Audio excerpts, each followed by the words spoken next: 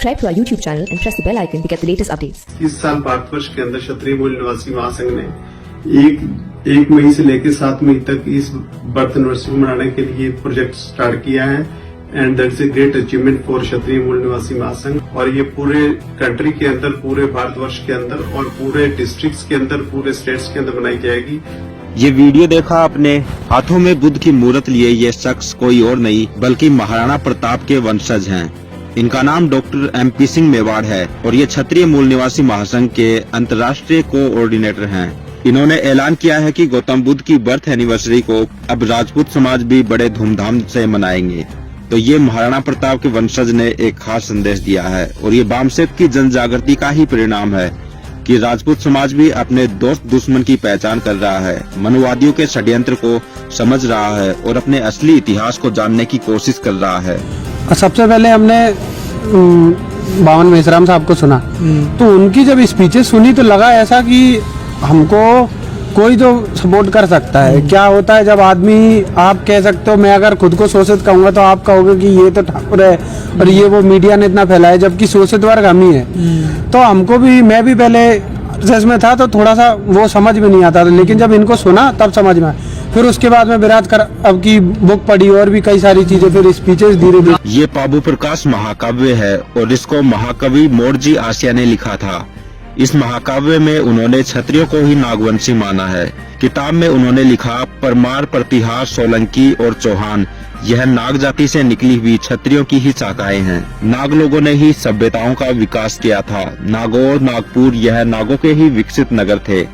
आज उन्हीं नागवंश के लोगों को विदेशी ब्राह्मणों ने 6500 जातियों के टुकड़ों में तोड़ा है। कर्मिक विषमता और ऊंच नीच के कारण यह बहुसंख्यक मूल निवासी लोग विदेशी ब्राह्मणों के खिलाफ बड़ी तादाद में इकट्ठा नहीं हो पाते थे, लेकिन अब ज्ञान के कारण हर एक जाति समूह में जागृति आई है।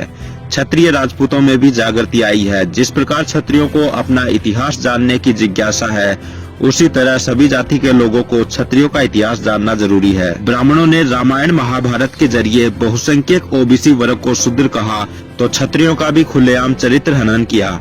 DNA अनुसंधान से ये सिद्ध हो चुका है कि सिर्फ 3.5% ब्राह्मण ही विदेश से भारत में आए थे। और खास बात यह है कि ब्राह्मण अपने साथ महिलाओं को लेकर नहीं आए थे।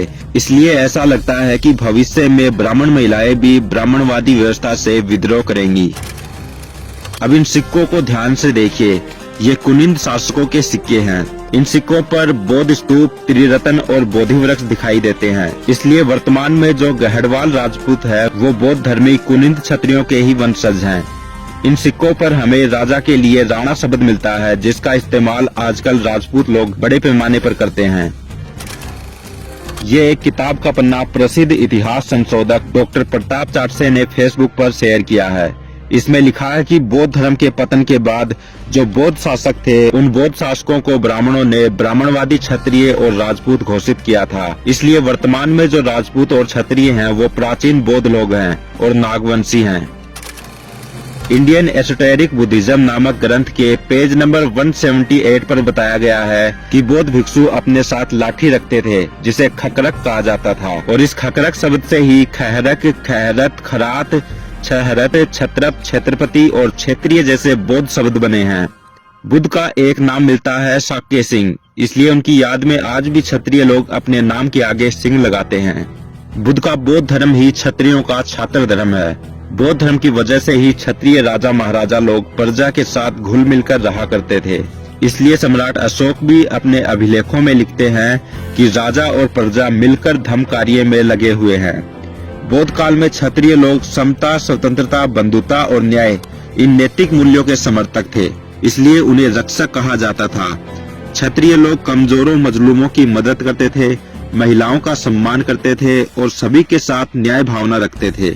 इसी वजह से जब भी देश पर कोई बाहरी आक्रमण होता था तो जनता भी क्षत्रियों के साथ मिलकर उन विदेशी आक्रांताओं को रोकने का काम करते थे।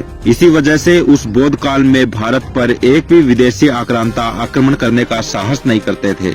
उसके बाद ब्राह्मणों ने क्षत्रियों का सामाजिक प्रभाव कम करने के लिए और उन्हें अपने अधीन करने के लिए मौर्य काल के बाद ब्राह्मणों ने क्षत्रियों को बहुजन समाज से तोड़ने की रणनीति मनुस्मृति जैसे ग्रंथों के माध्यम से बनाई और परशुराम कथा जैसी झूठी कहानियां लिखकर क्षत्रियों को ब्राह्मणों से नीचा दिखाया।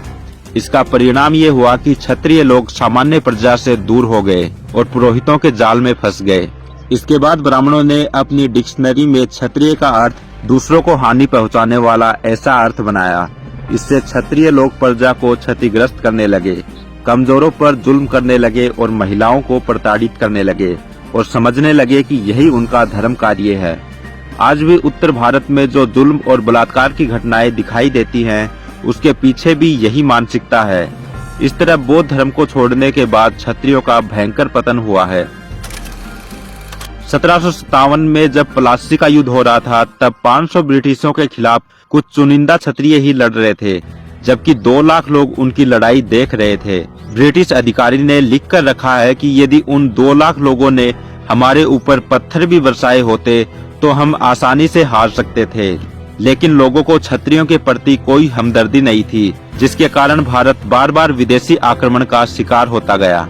अगर भारत को फिर से सम्राट अशोक का शक्तिशाली अखंड भारत बनाना है तो क्षत्रियों को ब्राह्मणवाद के चंगुल से आजाद करना होगा, तभी वे बहुजन समाज के भक्षक नहीं बल्कि रक्षक बनेंगे।